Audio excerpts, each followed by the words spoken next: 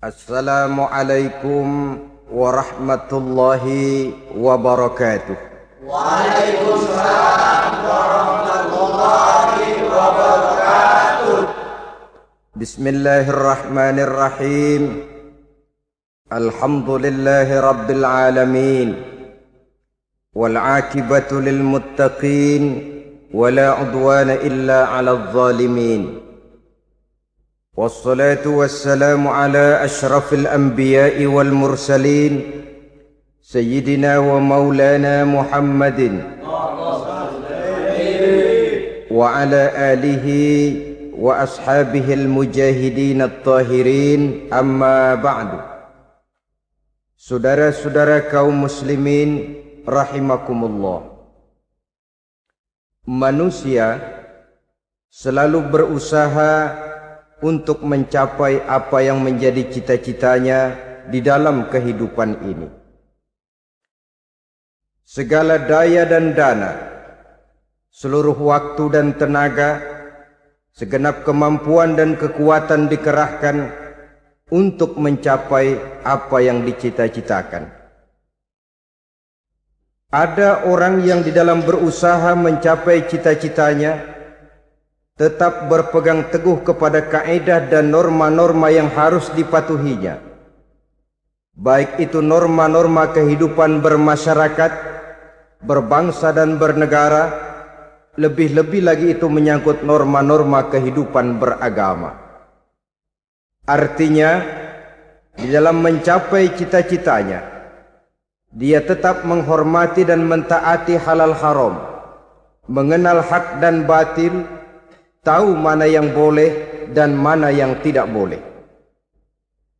Tetapi di lain pihak, tidak jarang, bahkan banyak sekali orang-orang yang di dalam usaha mencapai cita-citanya terjebak dalam prinsip menghalalkan segala macam cara untuk mencapai satu tujuan. Tidak ada lagi kaidah dan norma-norma yang harus ditaatinya. Ia tidak peduli dengan halal dan haram. Ia tidak kenal hak dan batil. Ia tidak tahu mana yang boleh dan mana yang tidak boleh. Segala cara dilaksanakan asal tujuan tercapai. Maka lahirlah orang-orang yang mengambil jalan pintas dan potong kompas dalam usaha mencapai apa yang menjadi cita-cita dan tujuan dalam kehidupannya. Begitulah kita lihat dalam kehidupan ini. Yang di bawah ingin cepat naik ke atas, sementara yang di atas bertahan tidak mau turun dari tahta dan singgasananya. Maka terjadilah benturan-benturan nilai dan kepentingan. Terbentuklah klik, klan, grup, dan sindikat-sindikat yang menyerupai mafia, di mana nilai objektivitas sudah sangat sulit ditemukan. Yang celakanya lagi, lahirlah budaya jilat-menjilat, upeti, dan lain sebagainya asal tujuan bisa tercapai. Sementara itu yang miskin ingin cepat menjadi kaya, sedang yang kaya ingin menjadi lebih kaya lagi. Kalau boleh tidak hanya sekedar dia saja yang kaya, anaknya harus kaya, cucunya tidak boleh miskin dan kere. Bahkan cucu daripada cucunya pun harus jadi orang-orang kaya. Ini keinginan yang wajar. Setiap orang tua tentu tidak ingin meninggalkan anak cucunya dalam keadaan miskin dan terlunta-lunta. Yang tidak wajar kalau keinginan itu membuat orang lalu menghalalkan segala macam cara, menyalahgunakan fasilitas yang dimilikinya, apalagi kalau dia berada dalam satu posisi di mana seharusnya dia memberikan contoh dan keteladanan. Maka akibatnya timbullah krisis wibawa, yang dari krisis wibawa ini mengendorlah disiplin. Sesungguhnya orang lalai, orang tidak mau berdisiplin karena di mukanya, di matanya, dalam pandangannya tidak ada lagi orang yang dianggapnya berwibawa. Dan wibawa itu hilang oleh karena orang merasa tidak ada keteladanan yang patut dijadikan contoh dalam kehidupannya. Inilah sesuatu yang kurang dirasakan di zaman kita sekarang ini. bukan kurangnya teori, bukan kurangnya segala macam kaedah dan dalil, tetapi yang kita rasakan sekarang ini kurangnya contoh dan keteladanan dari orang-orang yang seharusnya memberikan contoh dan keteladanan itu. Berangkat dari sejarah dan kehidupan Rasulullah sallallahu alaihi wasallam, keberhasilan yang beliau peroleh, salah satu dasar utamanya ialah satunya kata dan perbuatan. Tidak bermental ganda, tidak bermain minyak di atas air, tidak menggunting dalam lipatan. Lidahnya adalah hatinya, ucapannya adalah perbuatannya, dan apa yang beliau ajarkan kepada orang lain, beliaulah pelaksana pertamanya. Saudara-saudara kaum muslimin rahimakumullah. Sementara itu pada sisi lain, yang miskin ingin cepat menjadi kaya, maka ia terjebak dalam prinsip tujuan menghalalkan cara apapun saja dilaksanakan asal dia bisa segera menjadi kaya. Maka salah satu jalan yang banyak dilaksanakan orang untuk mencapai kekayaan tanpa harus peras keringat dan banting tulang seperti umumnya orang adalah melalui satu jenis permainan yang umumnya kita kenal dengan nama judi. Ada dua bentuk dan pola daripada judi. Walaupun seiring dengan kemajuan ilmu pengetahuan dan teknologi canggih, peradaban manusia semakin tinggi, maka jenis macam judi yang dimainkan oleh manusia ikut-ikut menjadi canggih. Tetapi pada umumnya ada dua jenis macam judi itu. Pertama, ada judi yang dilakukan secara langsung, dalam arti seorang petaruh berhadapan dengan bandar atau orang berhadapan dengan orang. Dari judi yang dilaksanakan secara langsung ini, efek negatif yang segera bisa kita lihat dengan nyata. Pertama, timbulnya rasa dendam dan permusuhan. Walaupun orang nampak duduk berhadap-hadapan, walaupun kelihatannya mereka tertawa satu sama lain, tapi yakinlah itu cuma sekedar kulit saja. Pikiran yang ada dalam benak tiap-tiap orang yang terlibat dalam perjudian tidak lain ialah bagaimana saya bisa mengalahkan lawan main saya. Akibatnya tentu bisa kita pastikan, akan timbullah dendam dan permusuhan bagi yang kalah, akan timbullah rasa sombong dan menganggap remeh orang lain bagi yang menang. Yang kedua, lalainya orang kepada apa yang menjadi tanggung jawab dan kewajibannya. Orang bisa lupa kepada anak dan istri. Kalau kepada anak dan istri saja sudah bisa lupa, apalagi kepada yang lain, sebab anak dan istri memang merupakan bagian daripada kehidupan kita. Konon lagi saudara, konon lagi keluarga yang lain, anak istri saja bisa terlupakan oleh penyakit dan permainan yang bernama judi ini. Yang ketiga, hilangnya rasa sayang kepada harta. Harta yang didapatnya dengan peras keringat dan banting tulang. Mungkin pergi pagi dan pulang sore. Setibanya dia di meja judi, apalagi uang tadi sudah bertukar dengan dalam bentuk koin, maka rasa sayang kepada harta itu tidak akan pernah ada lagi. Tetapi saudara-saudara, bagaimanapun juga, judi dalam artian langsung semacam ini hanya melibatkan orang-orang tertentu. Artinya selektif. Ada judi yang lebih berbahaya daripada jenis ini, perjudian massal. Taruhlah roulette dan kasino itu judi. Tetapi judi jenis roulette dan kasino ini bahayanya hanya untuk orang-orang tertentu yang memang sudah mapan, kelompok elit. Masa iya bocah angon di kampung main roulette? Apa ia yang tinggal di pinggir kali kenal kasino? Ya entahlah kalau kasino Prambos ya. Dari judi massal semacam ini lahirlah penyakit yang dinamakan tulul amal. Tulul amal, orang yang terlalu panjang angan-angan. Bukan tidak boleh orang bercita-cita, sebab cita-cita itu perlu. Katanya manusia tidak makan masih bisa hidup 1 bulan lebih. Manusia tidak minum masih bisa hidup 3 hari lebih. Tapi manusia tidak punya cita-cita 1 jam pun dia tidak akan bisa hidup. Karena faktor yang membuat kita bergairah menghadapi kehidupan, faktor yang mendorong kita untuk tetap berusaha dan tegar menghadapi resiko, karena adanya cita-cita di dalam kehidupan kita.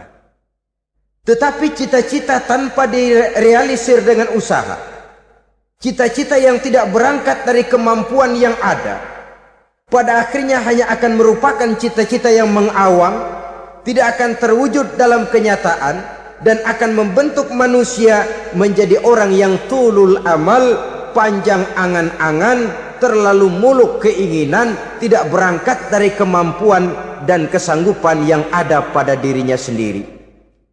Maka penyakit inilah yang telah menghasilkan dan melahirkan penghayal-penghayal kelas berat, tukang-tukang ngelamun kelas tinggi yang hidup di angkasa luar.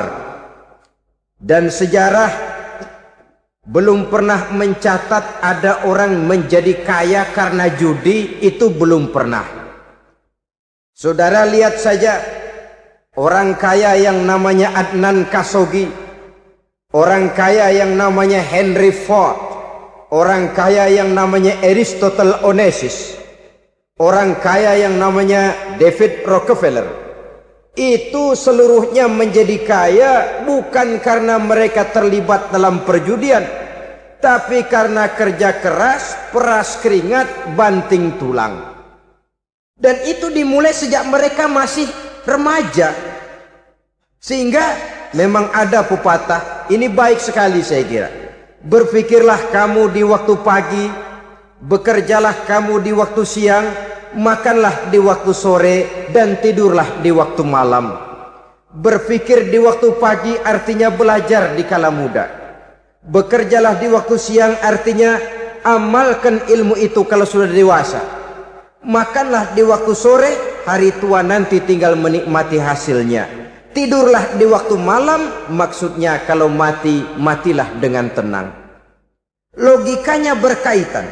Kalau pagi kita tidak mau berpikir, nanti siang kita tidak akan bisa bekerja.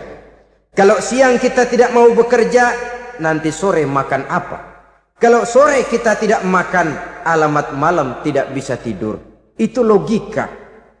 Kalau di kala remaja dan muda kita hanya santai saja, maka hari dewasa kita akan menghadapi hidup ini dengan penuh kebingungan. Kalau hari dewasa penuh dengan kebingungan, alamat hari tua terlunta-lunta. Kalau hari tua terlunta-lunta, kita tidak akan bisa mati dengan tenang meninggalkan alam fana ini. Saudara-saudara kaum muslimin rahimakumullah. Sehingga ada pepatah mengatakan, many a great man start as a newspaper boy, katanya. Banyak orang besar yang mulai pekerjaannya dengan menjual koran. Artinya berangkat dari A. Banyak pengusaha mobil yang memulai pekerjaannya dari tukang cuci mobil, tapi lalu bertahap dan tegar menghadapi kenyataan, sehingga proses demi proses dia hadapi dengan tegar, dengan tabah, dengan sabar, dengan ulet, sampai kepada membuahkan hasil. Kita ingin pintas, kayaknya mau, usahanya tidak mau. Senangnya mau, peras keringatnya tidak mau. Ini tentunya akan melahirkan kontradiksi di dalam kehidupan. Maka dari jenis perjudian massal semacam ini, lahirlah penyakit tulul amal, panjang angan-angan, terlalu muluk cita-cita. Bayangkan saja, kalau ini terjadi secara massal, menimpa nasib rakyat kita di pedesaan, yang jauh dari keramaian. Tiap hari mereka didina-bobokkan oleh gambaran tentang akan diperolehnya uang dalam jumlah yang banyak, dengan angka nol yang berentet. Tiap hari mereka melihat angka-angka itu. Mereka lambat laun akan terseret dalam arus tulul amal ini. panjang angan-angan, muluk cita-cita hanya dengan mengandalkan meja perjudian. Akibatnya timbul penyakit yang kedua, yang ketiga, yaitu malas berusaha. Orang kalau sudah terlalu asik berkhayal, menghitung bintang di langit, malas berusaha. Kalau ada temannya kerja jadi buruh kasar, bawa hasil yang merupakan jerih payah dan peras keringat dia, 1 minggu bergaji 10-15 ribu, diketawain. Apaan gaji lu 10 ribu, 15 ribu? Entar gua nih kalau ketembus 100 juta, entar.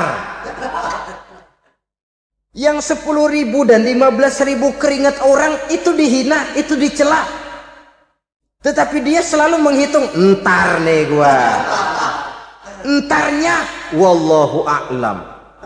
Saudara hadirin yang saya muliakan, timbullah sikap malas. Padahal di tengah negara sedang membangun di berbagai bidang kehidupan. Maka sifat malas ini merupakan musuh kita.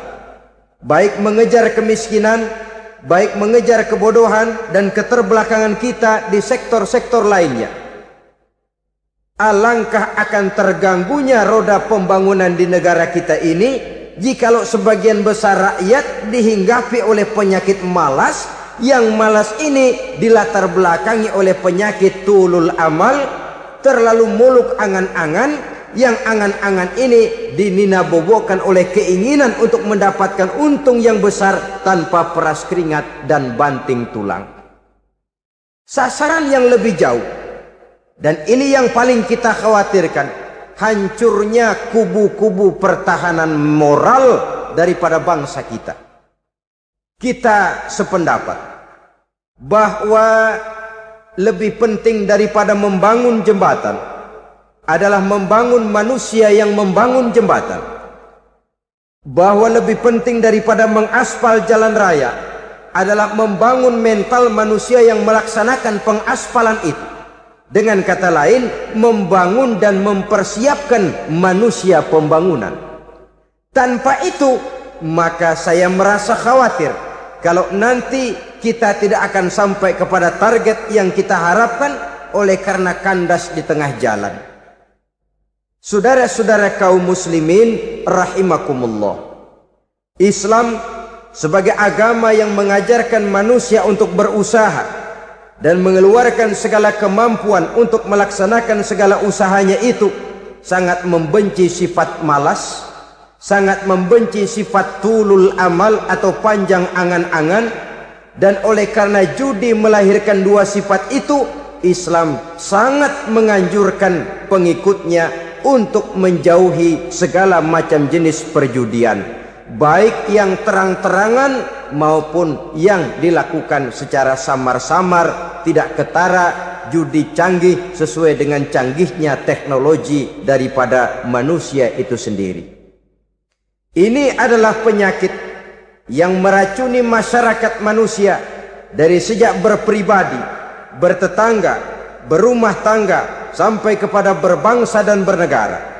Dan kasus-kasus yang timbul sudah cukup banyak, yang tidak mungkin lagi kita katakan hanya sekedar bersifat kasuistis, bersifat kasus-kasus kecil saja. Sebelum riaknya naik ke permukaan, marilah kita membuat benteng untuk masing-masing pribadi muslim memelihara dan menjaga diri, jangan terseret dalam permainan yang bernama judi, apapun bentuknya, bagaimanapun cara dan ragamnya, karena jelas bahayanya lebih besar daripada manfaatnya. Taruhlah kita barangkali kemarin-marin hanyut dalam arus perjudian, tetapi hendaknya kita bisa mengambil pelajaran bahwa seorang mukmin adalah seorang yang apabila dia melakukan kesalahan, dia segera sadar, dijadikannya pelajaran untuk tidak diulanginya lagi pada masa-masa yang akan datang. Dengan sikap semacam itu, kita tidak lagi akan mengulangi kesalahan-kesalahan lama, dan grafik kehidupan kita dari hari ke hari akan makin menunjukkan hal-hal yang baik dan positif adanya. Saudara-saudara kaum muslimin rahimakumullah. Kalau ABRI masuk desa, rakyat beruntung. Kalau jaksa masuk desa, rakyat bahagia. Kalau koran masuk desa, rakyat ikut jadi cerdas. Tapi kalau judi masuk desa, rakyat kiamat. Pembangunan akan terbengkalai. Roda perekonomian akan lesu. Karena mestinya orang membelanjakan uang untuk sesuatu yang dia perlukan. Akhirnya dia belanjakan untuk sesuatu yang dia tidak perlukan. Karena gambaran, khayalan akan mendapat keuntungan yang jauh lebih besar lagi. Padahal istilah orang-orang tua kita dulu, lebih baik makan singkong betulan daripada makan roti ngimpi. Artinya uang yang 1.000-2.000 rupiah itu lebih baik dibelikan beras, dimasak, makan bersama anak dan istri, terasa nikmat dan halalnya, ketimbang beli kertas lalu ngelamun, menghayal, menghitung yang bukan-bukan. Itu kertas dibolak madep mulon, dibolak madep mudik, diputar sana, diputar sini, akhirnya palanya ikut muter. Kira-kira apa yang cocok? Masih belum puas, kertas dilihat, orang gila ditanyain. Sudah tahu waras, orang gila yang ditanya. Masih belum puas, nanya orang gila, tidur di kuburan. Allahu Akbar. Padahal di rumahnya tempat tidurnya empuk, anget, nggak ada nyamuk. Kuburan, tidur di kuburan. Dampak-dampak negatif yang semacam ini pada gilirannya mau atau tidak mau akan menyeberang kepada garis akidah, membahayakan dan mengancam nilai-nilai tauhid yang kita miliki. Sudah kertas dibolak-balik tidak puas, orang gila ditanya. Orang gila ditanya belum maram, tidur di kuburan. Barangkali ada bisikan. Saudara hadirin yang saya muliakan, memang walaupun wahyu sudah berhenti, tapi Allah masih memberikan ilham kepada hamba-hambanya yang dikehendakinya. Tetapi ilham itu bentuknya positif. Kalau saudara pagi-pagi berniat, tahu-tahu datang pikiran nanti malam mau ngaji, itu namanya ilham. Kalau saudara sedang merenung, tahu-tahu datang pikiran, saya mau sedekah, itu namanya ilham, bentuknya positif.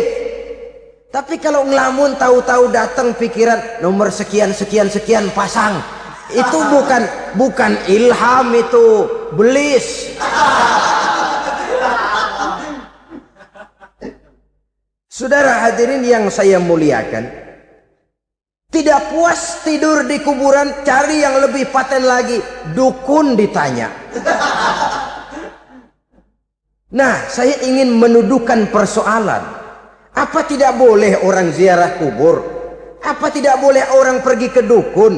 Ini dalam kaitannya dengan judi, karena ini penyakit yang sudah merajalela, mewabah di kalangan masyarakat kita di lapisan yang bawah ini. Saudara hadirin yang saya muliakan, ziarah kubur bukan saja boleh, malah dianjurkan oleh Nabi. Tetapi ziarah kubur yang dianjurkan oleh Nabi itu dengan tujuan pertama, agar orang ingat kepada mati. Kafa bil mauti wa'izah, kata Nabi. Cukup dengan mengingat mati menjadi pelajaran bagi kamu semua. Maka etikanya diajarkan, kalau saudara ziarah kubur, sampai di depan pintu kubur itu kan, Assalamualaikum ya ahlal kubur wa inna insyaallahu bikum lahikun. Kami satu saat insya Allah pasti akan menyusul kamu. Kalau kamu sekarang berbaring di sini, satu saat kami akan berbaring di sini. Ziarah kubur mengingatkan orang kepada mati. Orang yang ingat kepada mati, gaya hidupnya lain dengan orang yang tidak ingat mati. Nah, orang kalau nggak ingat mati, gaya hidupnya nggak terkontrol. Kalau dia berkuasa, Fir'aun. itu nggak ingat mati. Kalau dia kaya, korun. Sudah gambarannya nggak merupakan gambaran-gambaran yang baik.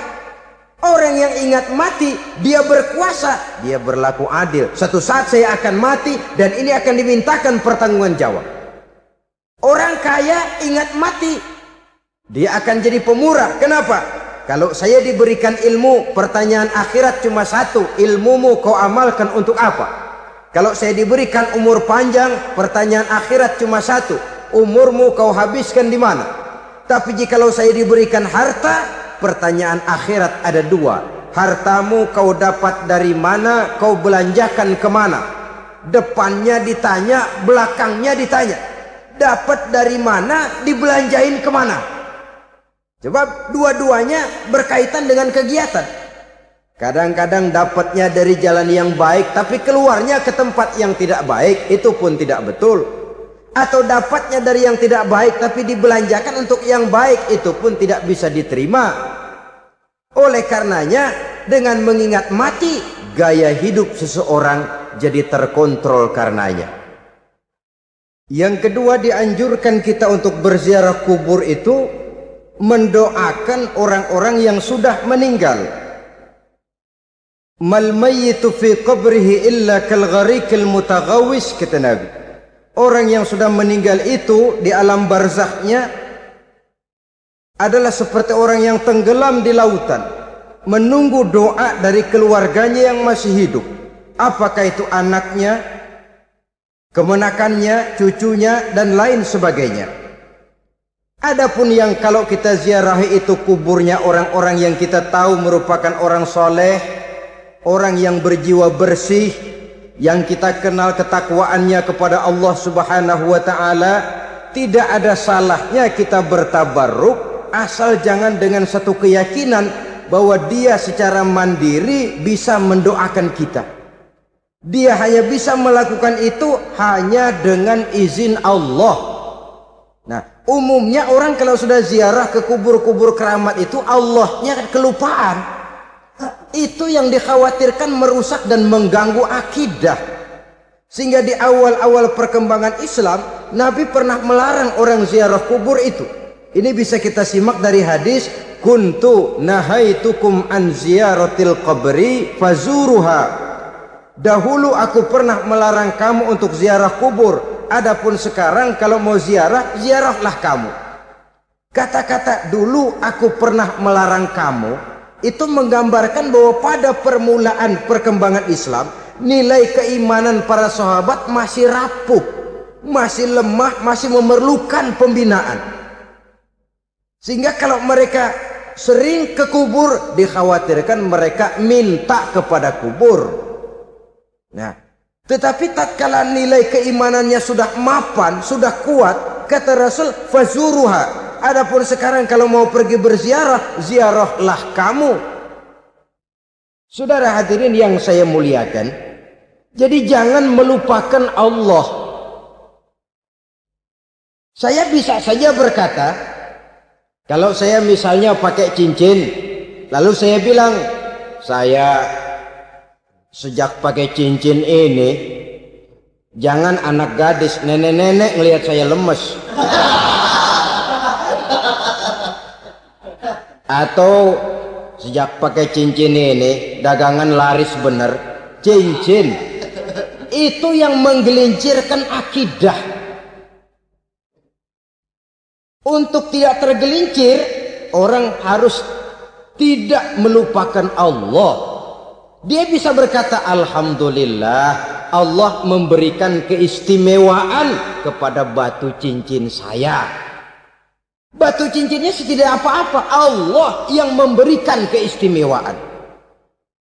Ini dalam bentuk yang langsung. Dalam bentuk yang tidak langsung kita bisa lihat, misalnya kalau petani ditanya, oh ini bisa panen besar ini rahasianya apa Pak? Oh, pupuk urea. Pupuk urea. Nah, Allah nomor 16. Seorang petani yang baik keimanannya, dia akan berkata, kami bisa panen besar karena izin Allah. Lah kalau pupuknya mah pakai pupuk urea, izin Allahnya dulu, baru kemudian pupuknya nyusul. Jadi sebenarnya bukan cuma pergi ke dukun yang bisa merusak keimanan, pergi ke dokter juga bisa loh merusak keimanan.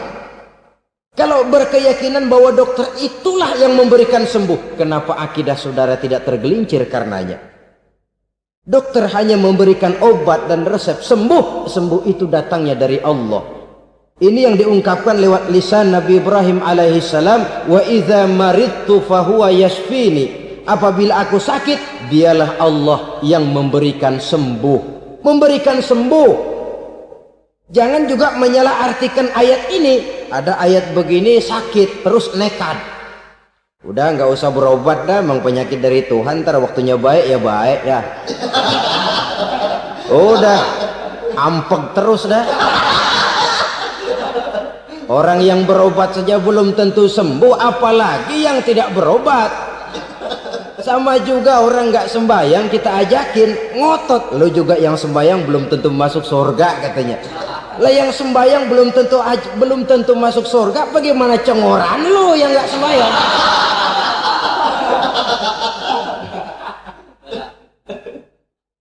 Saudara hadirin yang saya muliakan, kaum muslimin yang berbahagia. Jadi dengan demikian, maka jangan menghilangkan Allah. Kita, ajaran pokok dalam Islam adalah ajaran tentang tauhid. Nah, tauhid ini menyangkut mengesahkan Allah, baik di dalam zatnya, baik di dalam sifatnya, baik di dalam perbuatannya, baik di dalam beribadah kepadanya. Tauhid dalam ibadah itu ada. Tauhid dalam zat artinya zat Allah itu tidak tersusun, tidak terdiri dari bagian-bagian yang bisa dipecah-pecah. Ya seperti kita ini kan ada kepala, ada kaki, ada tangan. Allah tidak tersusun zatnya dari bagian-bagian. Esa zatnya tidak bisa dibagi-bagi. Esa sifatnya artinya Allah itu sifatnya tidak pernah berubah. Sejak dahulu sampai sekarang Allah itu cinta kepada orang beriman yang melakukan kebaikan, dan Allah benci kepada orang kufur yang melakukan kejahatan. Mustahil satu saat Allah berubah, orang kufur yang berbuat kejahatan didemenin, orang mukmin yang berbuat kebaikan dikeselin. Misalnya tahun 2000 Tuhan giliran jengkel sama orang mukmin. Itu mustahil, dia esa di dalam sifatnya. Lain dengan sifat kita manusia, sifat kita ini kan relatif. Ada saatnya kita senang, lain saat yang kita senang betul kita caci maki. Hari ini kita caci maki, besok kita puji. Lihat teman kaya, habis kita omongin, boleh jadi dia kaya, kenapa? Dukunnya 36. Begitu kita habis caci maki begitu, dia datang ngasih duit sama kita, cacian itu bisa berubah menjadi pujian. Lu ya emang bukan main dah. Sifat kita itu relatif, bisa terpengaruh oleh situasi dan kondisi. Saudara hadirin yang saya hormati, kaum muslimin yang berbahagia, Allah juga esa di dalam perbuatannya, artinya di dalam menciptakan apapun yang akan diciptakan oleh Allah, di dalam melakukan apapun yang akan dilakukan oleh Allah, tidak terikat kepada faktor lain, tidak memerlukan bantuan lain.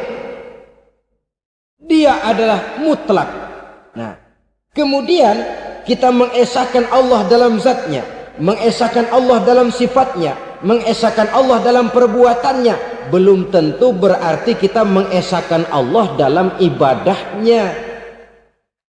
Sebab banyak orang yang yakin betul Allah itu esa, teguh dengan pendiriannya.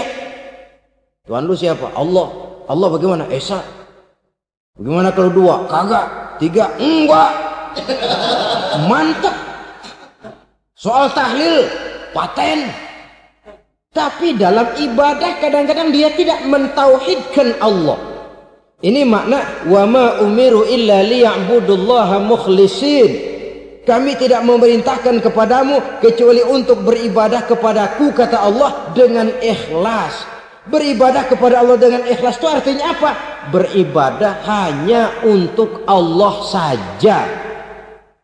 Nah, kalau hanya untuk Allah saja, lalu kita minta berdoa di depan kuburan orang yang soleh, apa syirik? Tidak syirik. Kalau kita berkeyakinan bahwa orang tempat kita memanjatkan doa itu hanya bisa mendoakan kita dengan izin Allah. Dia sendiri tidak punya kekuasaan apa-apa. Tanpa izin Allah dia tidak bisa berbuat apa-apa. Itu tidak menyebabkan orang menjadi syirik. Sama saja dengan kalau saya berkata tadi, alhamdulillah Allah telah memberikan keistimewaan kepada batu cincin saya. Apa salahnya Allah memberikan keistimewaan kepada benda-benda mati? Allah memberikan keistimewaan kepada Hajar Aswad, benda mati. Allah memberikan keistimewaan kepada Masjidil Haram, benda mati. Allah memberikan keistimewaan kepada Ka'bah, benda mati. Orang tawaf keliling Ka'bah, sembahyang di Masjidil Haram, sujud menghadap kepada Ka'bah. Apakah jadi syirik? Tidak. Kita tidak menyembah Ka'bahnya, kita menyembah yang punya Ka'bah itu. Nah, di sini kita lihat bahwa fungsi Ka'bah hanya merupakan wasilah. Tapi kalau Allahnya kita hilangkan, jadilah kita penyembah batu. Hanya saja batu itu berbentuk 4 bernama Ka'bah. Sa'i, orang yang melaksanakan haji, lari-lari antara Safa dan Marwah, amalan apa itu? Seakan-akan kita menghormati bukit-bukit, gunung-gunung. Tapi bukan itu yang kita tuju dalam pelaksanaan sa'i itu. Yang kita tuju adalah ini perintah Allah. Allahnya yang diutamakan. Maka hal semacam ini tidak menyebabkan orang menjadi syirik dan tergelincir dari tauhid. Tapi kalau ziarah kubur dengan niat cari buntutan, cari nomor yang cocok, ini niatnya saja sudah salah. Nah, kalau berangkat dengan niat yang salah, sampai di sana saya yakin, seyakin-yakinnya amalannya pasti salah. Lah, kubur yang diziarahin bukan kubur orang soleh. Ya mana ada orang soleh ngasih kode buntut. Ada juga orang salah, bukan orang soleh itu. Kadang-kadang dia nggak tahu kuburan siapa, nongkrong aja di situ. Memang sulit, saudara-saudara. Mental ya, namanya mental. Kalau memang mental sudah mental judi, apa saja bisa dijudiin. Jadi orang nggak perlu sebenarnya pemerintah terlalu gini, nggak usah. Kembali saja kepada mental. Kalau mental memang sudah mental judi, apaan aja bisa dijudiin. Pulang tengah malam nabrak babi, babi yang keluar nih.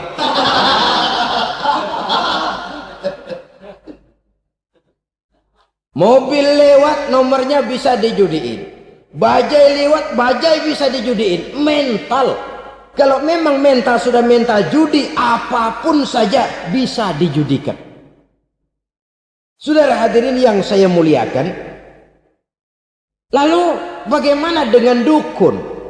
Ya, saudara hadirin, pergi ke dukun hakikatnya sama dengan pergi ke dokter.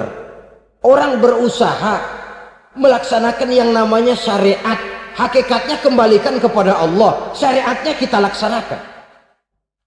Tetapi, nah ini tetapi, yang pertama saudara harus tahu betul dukunnya itu bayang apa enggak, agamanya kuat apa enggak.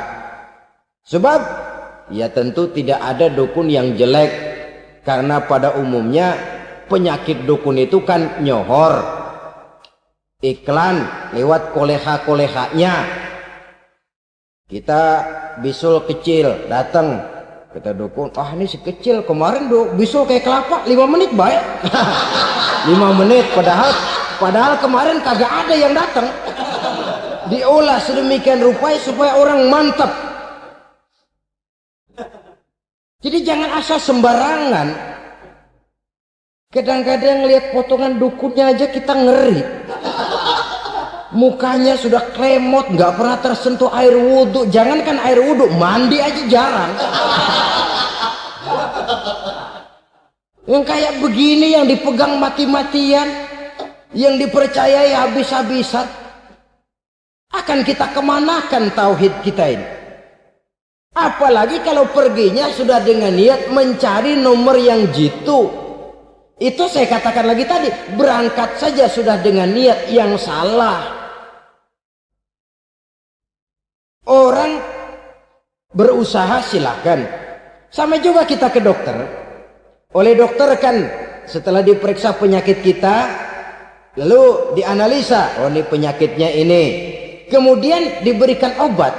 Lah, obat itu kan tentu ada aturan minumnya tuh. Yang kapsul ini sehari 3 kali, yang tablet ini sehari 2 kali. Kalau kita minumnya kelebihan, overdosis namanya. Saking pengen cepet baik, sekali minum 10 tablet. Ya memang nggak sakit-sakit lagi, tapi nggak hidup sudah. Habis. Kita pun dalam melaksanakan amalan hidup beragama begitu. Saudara datang kepada kiai, orang-orang soleh, meminta amalan, wiridan, itu jangan sampai overdosis. Tidak sesuai dengan kemampuan pribadi. Wong masih SD sudah minta matematika kelas SMP, celeng. Baru SMP sudah minta diajarkan filsafat kelas perguruan tinggi, semaput. Kenapa? Daya tampungnya nggak kuat. Emang ukuran secangkir, minta di sini seember, ya luber. Lebihnya nggak cukup. Kenapa? Yang diberikan, yang diamalkan tidak sesuai dengan makomnya, tidak sesuai dengan kemampuan yang ada pada dirinya. Saudara hadirin yang saya muliakan, akhirnya apa? Mencelakakan dirinya sendiri. Ngawur. Baru sembahyang seminggu udah ngaku ketemu malaikat. Oh, sembahyang ditemenin malaikat. Lah sembahyang baru seminggu mulai. Tuh malaikat iseng amat. Ya walaupun kalau Allah izinkan tidak mustahil, tapi kan tidak logik. Orang yang melaksanakan ibadah puluhan tahun memerlukan riyadhah dan latihan, khusyuk dan tawadhu, penuh tazallul, merendahkan diri di hadapan Allah, belum tentu mendapat karunia yang semacam itu. Saudara hadirin yang saya muliakan, jadi dengan kata lain, yang pertama lihatlah dulu kualitas dukun yang akan saudara datangi itu. Ini kualitas black apa kualitas white, aspal apa cat putih, sehingga jangan sampai kita salah pilih. Sebab biasanya orang kalau sudah hanyut di kali, rumput pun dia pegangin. Dia tahu kalau rumput tidak akan bisa menahan bobot badannya, tapi karena posisinya posisi terjepit, rumput pun dia pegang.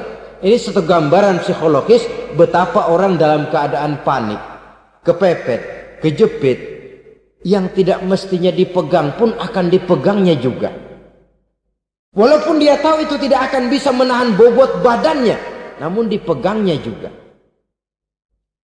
Oleh karenanya, yang pertama, lihat dulu kualitas dukunnya. Yang kedua, saudara-saudara, jangan berkeyakinan bahwa dukun itulah yang memberikan permintaan saudara.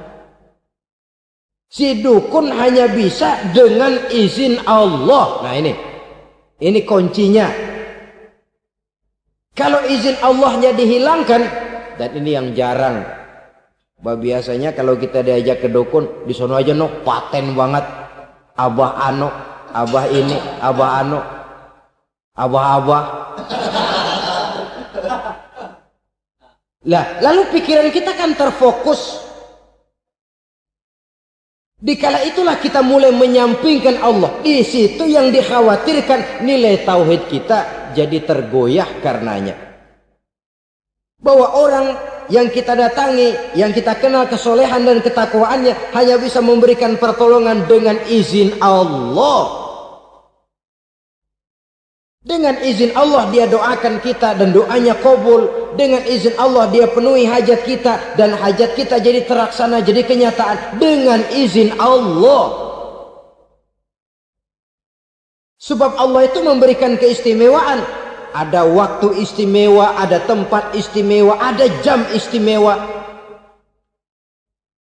Kenapa sih sedekah hari Jumat dengan sedekah hari Kamis pahalanya kok lebih besar hari Jumat? Karena itu waktu istimewa. Kenapa untuk sembahyang sunnah dianjurkan sepertiga malam yang terakhir? Karena itu waktu istimewa. Kenapa doa di multazam, di dekat Hajar Aswad, di Hijr Ismail, di Raudhah dikabulkan Allah? Karena itu tempat istimewa. Memang kadang-kadang ada orang berkata, kalau mau berdoa kenapa mesti di kuburan wali? Di rumah juga berdoa, Tuhan dengar. Betul, Tuhan dengar, bahkan tidak berdoa pun Allah tahu isi hati kita. Tapi soal dikabulkan atau tidak, itu hak Allah. Dan Allah memberikan fasilitas kepada tempat-tempat tertentu dan istimewa.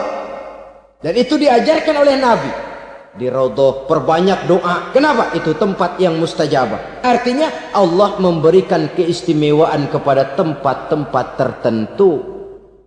Dalam konteksnya dengan ini, makom para aulia, para wali, para ulama soleh, tidak ada salahnya kita berdoa di sana, bertawassul, bukan meminta kepada si kiai, bukan meminta kepada si ulama, bukan meminta kepada si wali, meminta kepada Allah melalui tempat yang orangnya kita yakin dekat dengan Allah. Walaupun Allah tidak memerlukan perantara, itu jelas. Allah tidak memerlukan calo, memang. Tapi Allah menyediakan waktu dan tempat-tempat istimewa. Itu harus kita manfaatkan untuk mendekatkan diri dan berdoa kepadanya. Saudara-saudara kaum muslimin rahimakumullah. Saya kembali dalam konteksnya dengan dukun yang akhir-akhir ini jadi populer karena merajalelanya judi sampai kepada desa-desa. Pedesaan-pedesaan terpencil yang akibatnya menjauhkan orang dari nilai tauhid. Padahal benar kalau orang berkata kazabal munajjimun walau sodaku, tukang-tukang ramal itu bohong walaupun benar. Kalaupun betul, kebetulan. Itu maksudnya bohong walaupun betul, betulnya betul kebetulan. Maka para remaja itu biasanya gemar kepada membaca bintang Anda minggu ini, kan begitu toh? Nah, apa Aries, apa Virgo, apa Leo dan sebagainya, dan itu memang menarik untuk dibaca. Rezeki sebelah kulon, asmara anget. Saudara hadirin, hal yang semacam ini boleh saja untuk dibaca, tapi tidak untuk diyakini kebenarannya. Boleh saja untuk dibaca, tapi tidak untuk diyakini kebenarannya. Karena meyakini kebenarannya sama saja dengan mendahului Allah. Dan itu bisa menggelincirkan nilai-nilai tauhid kita. Tauhid dalam ibadah saya katakan tadi, menyembah hanya kepada Allah. Bermohon hanya kepada Allah dengan menggunakan fasilitas-fasilitas yang disediakan oleh Allah, baik berupa waktu maupun tempat-tempat tertentu dan orang-orang. Ya, kalau waktu dan tempat saja ada yang diberikan keistimewaan oleh Allah, padahal tempat itu benda mati, apalagi manusia yang merupakan makhluk hidup. Saudara hadirin yang saya muliakan, saudara-saudara kaum muslimin yang berbahagia, sehingga dengan demikian kita tetap menjaga nilai-nilai akidah. Dan dengan ini syariat kita laksanakan tanpa membuang hakikat. Sebab hakikat tanpa syariat itu kosong. Syariat tanpa hakikat juga tidak ada tujuan. Yang penting hati bersih, nggak sembahyang nggak apa-apa. Mana bisa begitu, Mas? Kalau memang hati bersih nggak usah sembahyang nggak apa-apa. Nabi Muhammad dulu berhenti dong sembahyang. Sebab beliau orang yang hatinya paling bersih. Nah, orang yang hatinya paling bersih saja sembahyang yang nggak berhenti, masa kita lalu mau berhenti? Yang penting kan kita bisa dekat dengan Allah melalui perasaan, banyak-banyak ingat. Apa itu sembahyang? Macam-macam. Itu hakikat saja tanpa syariat ia tidak bisa. Syariat saja tanpa hakikat juga gerak lahir yang tanpa roh namanya. Kita melakukan sholat tapi kita tidak tahu untuk apa kita sholat dan kenapa kita sholat dan siapa yang kita sembah di dalam kita sholat. Sehingga dengan demikian keduanya tidak bisa terpisahkan satu sama lain. Seperti halnya kulit dan isi. Barangkali pernah saya ingatkan, kulit penting, isi pun juga penting. Hakikat penting, syariat juga penting. Dan kita jangan salah mengartikan terjebak dalam ucapan-ucapan yang masih memerlukan penafsiran. Sehingga lalu kita cenderung mendiskreditkan dan menjelekkan para wali. Misalnya, ada ucapannya Syekh Abdul Qadir Jailani yang berkata begini, barang siapa yang masuk ke rumahku lalu ia memakan makananku, maka ia akan masuk surga. Ini kalau ucapan ini dipahami secara apa adanya, ya jelas orang bisa tergelincir. Tapi kalau ditafsirkan secara betul, siapa yang masuk ke dalam rumahku? Di mana rumah Syekh Abdul Qadir? Di mana umumnya rumah para wali? Di masjid. Jadi siapa yang masuk ke dalam rumahku? Masjid. Lah kalau sudah di dalam masjid, makanannya apa? Getuk. Tentu saja tidak. Kalau sudah di masjid itu ya makanannya ya wirid, zikir, tahajud, baca Quran, paling kurang iktikaf. Jadi siapa yang masuk ke masjid lalu dia sujud, wirid, zikir, ya jelas saja surga. Jangan membaca ucapan ini dan terus rame-rame nyari bekas rumah Syekh Abdul Qadir. Rame-rame masuk ya rumah kecil. Saudara hadirin, kita terlalu terpaku kepada materi ucapan dan melupakan filsafat daripada ucapan itu sendiri. Dalam kondisi yang sedemikian, sangat boleh jadi orang lalu tergelincir karenanya. Oleh karena itulah saudara-saudara, saya kembali kepada satu prinsip. Bahwa sebenarnya dengan tidak perlu menyalahkan pihak-pihak lain, mari kita kembali kepada sikap mental kita sebagai muslim. Kalau mental memang sudah mental penjudi, apapun bisa dijudikan. Tapi kalau mental itu tidak ada, walaupun di kiri kanan dan depan belakang banyak dibuka tempat-tempat perjudian, saya yakin kita akan mampu menahan dan menjaga diri. Sikap mental inilah yang memerlukan pembinaan dari kita semua. Sehingga dengan demikian kita akan menjadi pribadi-pribadi yang bisa bertahan dari segala gempuran-gempuran yang datang dari luar karena adanya prinsip ketahanan mental itu tadi. Sekali lagi saya ingatkan bahwa judi selamanya tidak akan pernah mendatangkan kebahagiaan. Judi tidak akan membuat orang menjadi kaya. Judi tidak akan membuat orang makin akrab berteman dan bersaudara. Yang jelas, judi melahirkan permusuhan dan dendam, membangkitkan rasa malas, memulukan angan-angan tanpa mau peras keringat dan banting tulang, melalaikan orang dari tanggung jawab dan kewajibannya, membuat ia lupa kepada anak, istri dan seluruh keluarganya, dan pada akhirnya dia akan terjebak dalam satu permainan yang makin menjauhkan dia dari proses kesadarannya sebagai manusia. Sebagai uraian penutup, marilah kita renungi firman Allah dalam Al-Baqarah ayat 208. A'udzubillahi minasyaitonir rajim. Ya ayyuhalladzina amanu dukhulu fis silmi kafah wa la tattabi'u khutuwatis syaitan innahu lakum aduwwum mubin. Hai orang-orang yang beriman, masuklah kamu ke dalam keselamatan, masuklah kamu ke dalam Islam secara keseluruhan. Jangan kamu mengikuti jejak-jejak setan, karena setan adalah musuhmu yang nyata dan jelas. Judi termasuk jejak-jejak yang ditinggalkan oleh setan untuk diikuti oleh kita, agar kita mendapatkan kesengsaraan baik di dunia, lebih-lebih di akhirat nanti. Semoga Allah selamatkan kita, Allah selamatkan seluruh bangsa kita dari penyakit-penyakit judi yang melahirkan efek-efek negatif dalam kehidupan. Terima kasih atas perhatian saudara. Mohon maaf atas segala kekurangan.